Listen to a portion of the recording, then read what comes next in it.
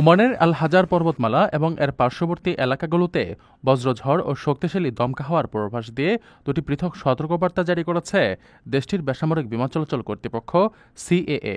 ২১ September দুপুর ১টা থেকে সন্ধ্যা ৬টা পর্যন্ত এই সতর্কতা বহাল থাকবে।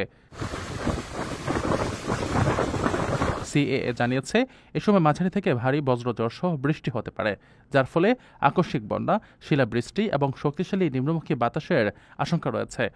বৃষ্টি ও ধূলিঝড়ের কারণে দৃষ্টিসীমা উল্লেখযোগ্যভাবে হ্রাস পেতে পারে। অন্য এক সতর্কবার্তায় বলা হয়েছে, একই সময় ঘন্টায় ৪০ থেকে ৯০ কিলোমিটার বেগে দমকা বাতাস বয়ে যেতে পারে। এই শক্তিশালী বাতাসের প্রভাবে বিভিন্ন উন্মুক্ত স্থানে থাকা সম্পত্তির ক্ষতি হতে পারে। এই পরিস্থিতিতে কর্তৃপক্ষ জনসাধারণকে সর্বোচ্চ সতর্কতা অবলম্বন করতে বলেছে। বিশেষ করে বৃষ্টির সময় নিচু এলাকা, ওয়াদি এবং অস্থিতিশীল স্থাপনা এড়িয়ে চলার পরামর্শ দেওয়া হয়েছে।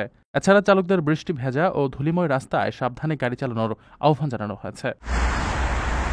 প্রিয় প্রবাসী, আপনার নিরাপদ ভবিষ্যতের জন্য অর্ধেক দামে আজই ফ্ল্যাট বুকিং করুন। ঢাকায় প্রবাসী সিটি দিচ্ছে সীমিত সময়ের স্পেশাল অফার। জমি ও ফ্ল্যাট একসাথে। যোগাযোগ করুন স্ক্রিনে দেওয়া নম্বরে।